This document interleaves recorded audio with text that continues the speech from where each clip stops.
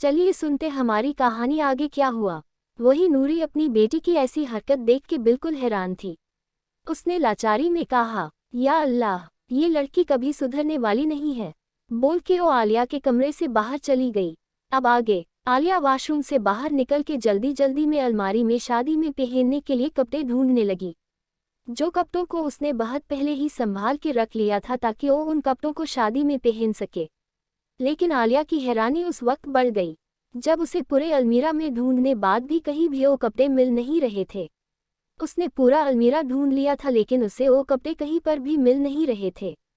यहाँ नीचे शादी में ऑलरेडी सभी तैयार हो चुके थे, यहाँ तक कि सारे मेहमान भी पहुंच चुके थे। ये सब देख के आलिया को इस वक्त रोना आ रहा था। वो क्या पहनेगी शादी में, उसे कुछ समझ ही नहीं आ रहा था। आलिया बस अब रोने ही वाली थी। उसके आंखों में आंसू भर आए थे कि तभी अचानक से आलिया की नज़र एक जोड़ी कपड़े पर गई। वो बिल्कुल सुर्ख लाल रंग के जोड़े थे। देखने में ही इतने ज़्यादा महंगे लग रहे थे कि दुल्हन के भी कपड़े इतने ज़्यादा महंगे नहीं होंगे। आलिया की नज़र उन कपड़ों पर जैसे जम सी गई थी। उसके दिमाग में उस कपड़े को देख के अचानक से ख्याल आया, ये कपड़े किसके थे। ये कपड़े आज से पहले तो उसे कभी भी अपने अलमीरा में नहीं देखा था। तो ये कपड़े किसके थे जो रातों रात उसके अलमीरा में आ गए। आलिया यही सोच ही रही थी कि उसे अपने अम्मी का ख्याल आया। उसने अचानक से कहा, अरे हाँ, उसकी अम्मी तो अभी सुबह उसे उठने उसके कमरे में आई थी, तो कहीं उन्होंने ही तो यहाँ पर उसके लिए ये कपड़े नहीं रखे हैं। ये ख्याल आते ही आलिया खुशी से झूम उठी। सच में ये कपड़े बहुत ज़्यादा खूबसूरत थे। आलिया ने जल्दी से उस कपड़े को उठा लिया और जल्दी से उन कपड़ों को पहन के तैयार हो गई। ओ दिल ही दिल इतने खूबसूरत कपड़ों के लिए अपनी अम्मी की शुक्रिया अदा कर रही थी। लेकिन वही आलिया खुद को उन सुर्ख लाल रंग के कपड़ों में देख के दंग रह गई थी, क्योंकि वो उन कपड़ों में किसी दुल्हन से कम नहीं लग रही थी। वो खुद को ही पहचान नहीं पा रही थी उन कपड़ों में। तभी एक हल्का सा हवा का झोंका खिड़की से होते हुए अंदर आया और आलिया के पूरे जिस्म से लपेटते हुए उस पूरे कमरे में फैल गया। उन हल्की हवा में आलिया को ऐसा लगा जैसे किसी ने उसे बहुत ही प्यार से छुआ हो। वो छुआ बिल्कुल रुई की तरह नर्म और हल्की थी। उस हल्की हवा के साथ साथ उस पूरे कमरे में मनमोहक खुशबू चारों तरफ फैल पाई। वही आलिया को भी वही जानी पहचानी मनमोहक खुशबू महसूस होने लगी थी। आलिया को वो खुशबू बहुत पसंद थी। आलिया जब भी उन खुशबू को महसूस करती उसका दिल करता कि उन खुशबू को वो अपने अंदर बसा ले। तभी अचानक से आलिया के कानों में हल्की सी सरगोशी होने लगी। वो आवाज़ आलिया के लिए बहुत जानी पहचानी थी, जो बोल रहा था, माशाल्लाह, आज आप चांद का टुकड़ा लग रही है। अचानक से उस आवाज़ को सुनकर आलिया जैसे अपने नींद से जागी और अपनी जगह से उछल के खड़ी हो गई। आलिया डर से कांपने लगी, क्योंकि इस बार ये उसका वहम नहीं था, बल्कि उसने ये आवाज़ साफ साफ अपने कानों के पास सुना था। आलिया डर से इधर उधर देखने लगी लेकिन चारों तरफ कोई नहीं था। ये देख के आलिया अंदर से डरने लगी, क्योंकि इस कमरे में उसके अलावा और कोई नहीं था। फिर वो आवाज़ आखिर किसकी थी और वो आवाज़ इतनी जानी पहचानी क्यों लग रही थी, जैसे उसने उस आवाज़ को पहले भी कहीं सुना हो।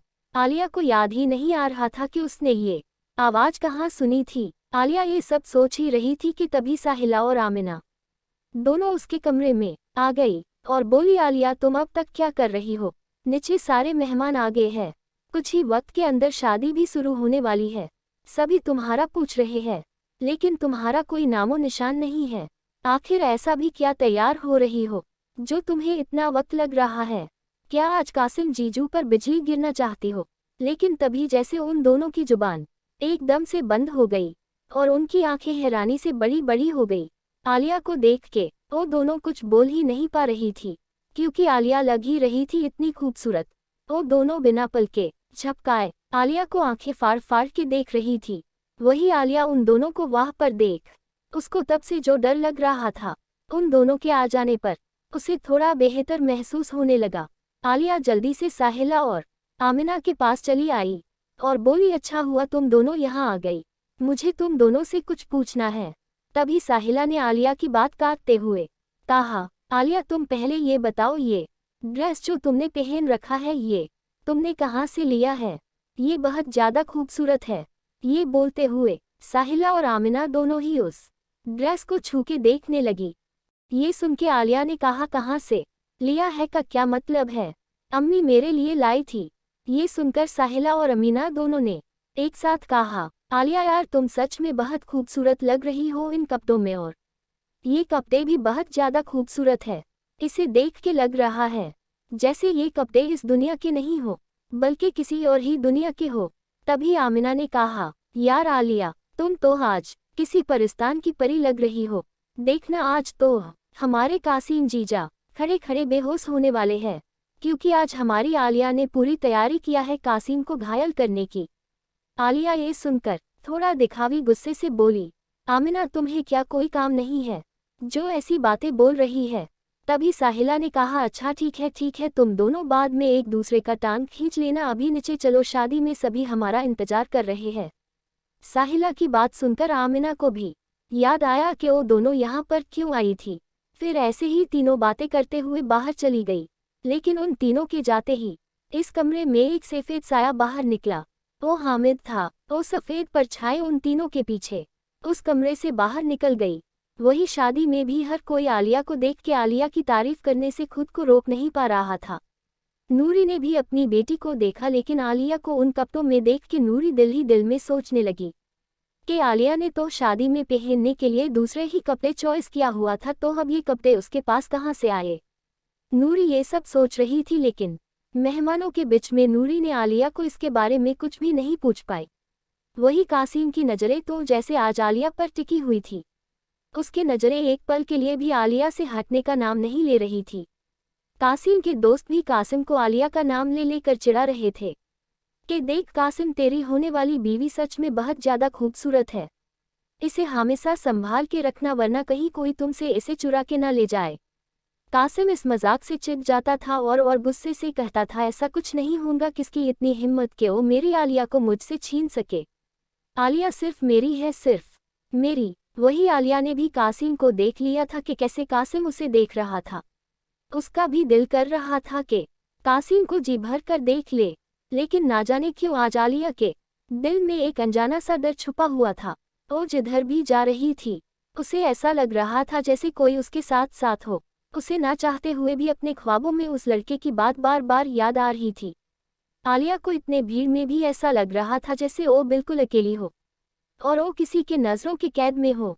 वही जिन जाद हामिद गायब होकर आलिया के आसपास ही मौजूद था। वो आलिया को एक पल के लिए भी अपने नज़रों से दूर नहीं होने दे रहा था, लेकिन उसे आलिया की ऐसी अजीब हालत भी समझ आ रही थी कि लेकिन इस वक्त हामिद की नज़र कासिम पर भी पड़ चुकी थी कि किस तरह से कासिम आलिया को देख रहा था। हामिद गुस्से से अंदर ही अंदर उबल रहा था। उसने दिल में कहा, कासिम, मैं तुम्हें हरगिज़ छोड़ने वाला नहीं हूँ। आखिर तूने मेरी आलिया पर नज़र डालने की हिम्मत कैसे की। इसी तरह से उस दिन नीमरा की शादी बहुत धूमधाम से खत्म हो गई।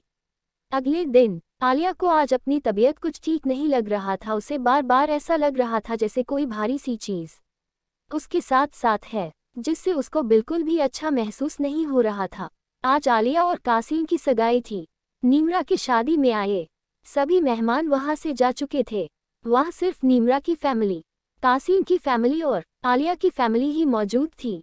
आलिया और कासिम दोनों को तैयार करके एक जगह पर लाया गया।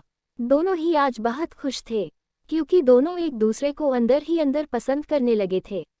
घर वालों की मौजूदगी में आलिया और कासिम की सगाई बहुत ही सादे तरीके से करवा दिया गया।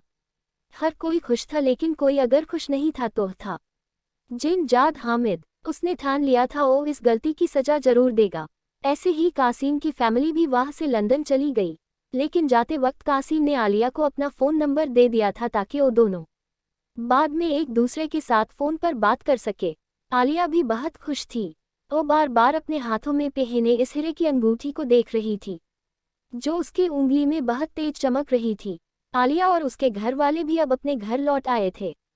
हर कोई अपनी अपनी लाइफ में वापस लौट आया था। सब कुछ पहले की तरह नॉर्मल लग रहा था। आलिया को पहले जो भारीपन लग रहा था वो भी अब खत्म हो गया था, जिस वजह से आलिया अब उन सभी अजीब बातों को जो उसके साथ गांव में हो रहा था उसे भी भूल गई थी। यहाँ तक कि आलिया उस सपने वाले लड़के को भी भूल चुकी थी। यहाँ तक कि आलिया को वो अजीब सपने भी अब नहीं आते थे। इसलिए आलिया अब रातों को सुकून की नींद सोती थी। लेकिन आलिया को कहाँ पता था कि उसकी ये सुकून वाली नींद बहुत जल्द मातम में बदलने वाली थी। बहुत जल्द वो दिन भी आ गया जिस दिन आलिया को अपनी लाइफ का सबसे बुरा न्यूज़ मिलने वाला था। उस दिन सुबह आलिया के पापा और भाई दोनों नाश्ता करके ऑफिस निकल गए और वही आलिया भी नाश्ता करके खुशी खुशी अपने कॉलेज के लिए निकल गई। लेकिन जैसे ही वो शाम को घर पहुंची तो उसकी मां नूरी लिविंग रूम के सोफे पर सर को पकड़ के परेशानी से बैठी हुई थी। आलिया अपने अम्मी को ऐसे परेशान देख के उनके पास गई और पूछने लगी, अम्मी क्या हुआ है, आप ऐसे क्यों बैठी हुई है, क्या कोई बात है, क्या कुछ हुआ है, आप इतने परेशान क्यों लग रही है। आलिया की सवाल पर नूरी ने धीरे से अपना सर ऊपर उठाया और आलिया को अपनी आंसू भरी नजरों देखकर बोली, आलिया ओ कासिम उसे आज के लिए इतना ही। मेरे प्यारे दोस्तों, अगर आप सभी को मेरी स्टोरी पसंद आ रही है तो आप सब प्लीज़ मेरी चैनल को सब्सक्राइब कीजिए ताकि मैं आप सब के लिए रोज वीडियो अपलोड कर सकूं। अगर आप सब मेरी लिखी स्टोरी को ज़्यादा से ज़्यादा लाइक करेंगे और मेरे चैनल को सब्सक्राइब करेंगे तो मुझे कहानियों को और भी अच्छे से लिखने में अच्छा लगेगा और मैं आप सभी के लिए ऐसे अच्छी अच्छी कहानियाँ डेली अपलोड कर सकूंगी।